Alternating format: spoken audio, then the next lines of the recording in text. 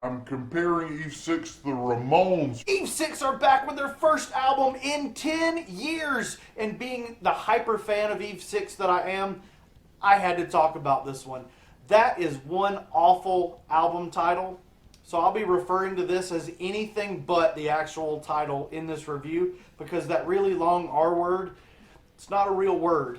And there's going to be a lot of fake words that I have issues with in this video, but let's get to the album review of the Hyper Release.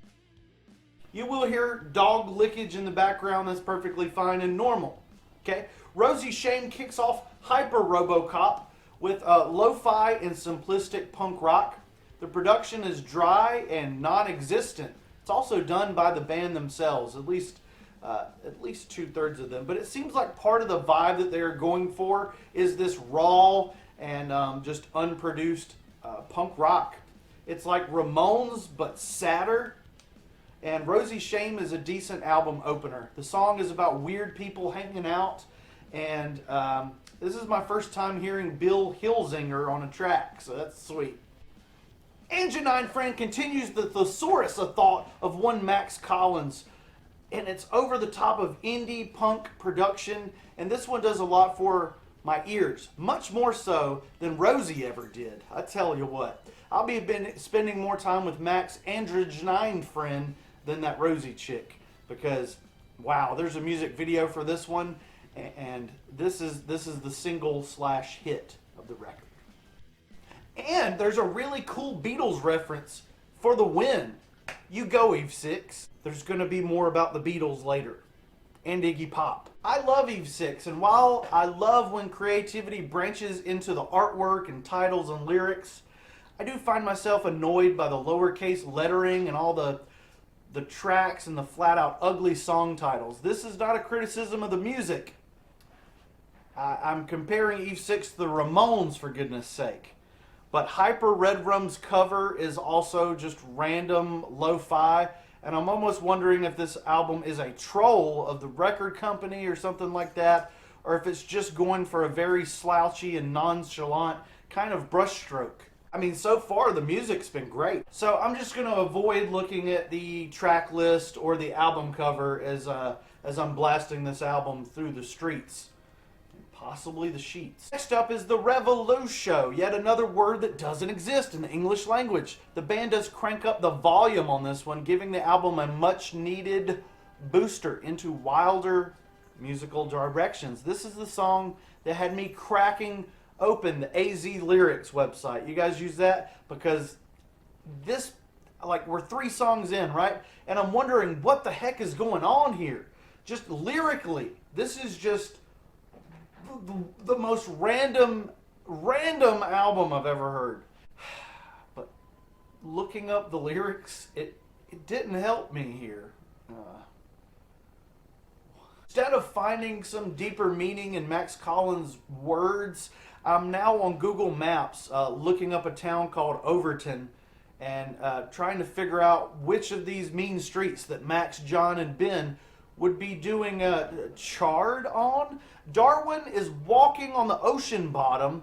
Some real head-scratching lyrics, and I love it. I can't wait to misinterpret this entire record before jumping onto Facebook and asking Max Collins, what the heck are you talking about, man?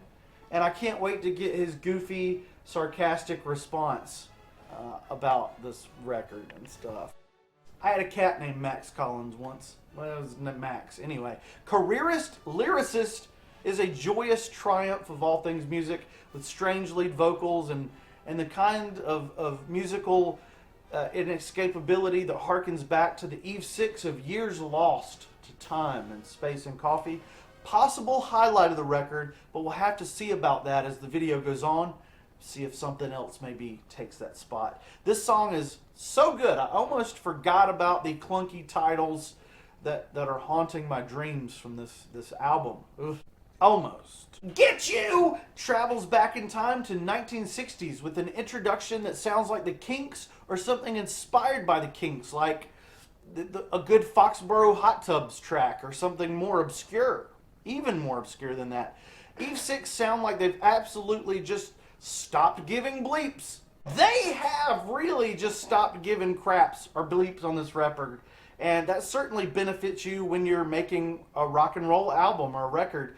And within the cryptic lyrics, it's like Max Collins is wandering the earth as he tries to figure out exactly what he wants out of this life. And, who can't relate to that? He is coming for...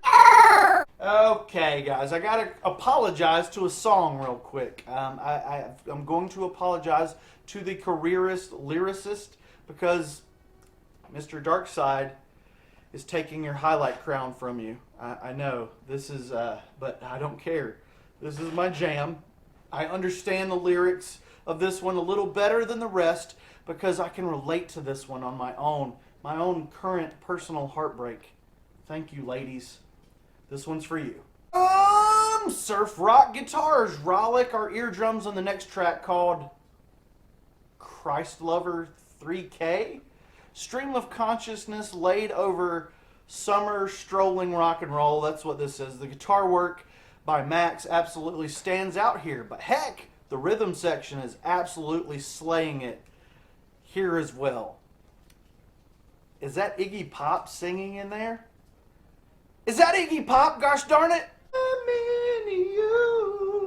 I Mean You is a spiritual sequel to Get You, laying much of the same left of center groundwork that the previous song built from dirt. The lyrics get political on this one, but in some ways, I feel like even the weirdest non sequiturs here are meant to be just slaps in the face to the man, Spotify.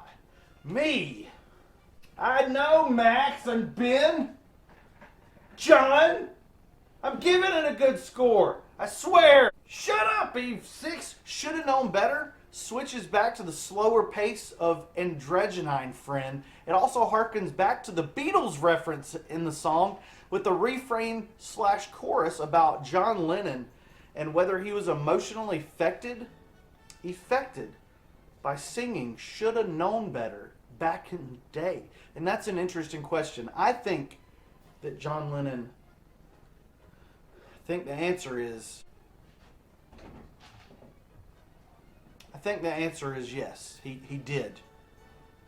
John Lennon cried. Musically, 20-ton weight lifts your spirits and clears your mind from all the confusion thrust on you and spiraled your way through the universe while listening to Eve 6 get weird for 30 minutes and 39 seconds. It's a palate cleanser at the end of the album, and Hyper Rebel Rouser, whatever this is called, is a collection of 10 bouncing pop punk tunes that challenge conventionality in a roundabout way. It's anti-authoritarian without telling you because it expects the audience to be smart enough to be in on the joke. And let's be real here, we're smart enough, we're good enough, we understand, and we agree. I'm about to get off here and chat with Max Collins over on the Facebook, but before I do, I've got to do something that will hopefully make his day a little bit better. His days filled with tongue twisters and euphemisms. The new album that Max Collins and John Siebels have crafted with no outside help of any kind, except for a drummer. It's a 4.8 out of 5. That 0.2, some of the gibberish in track 7 was a little too gibberish. Please watch all 4,000 of my videos on YouTube immediately. Thank you.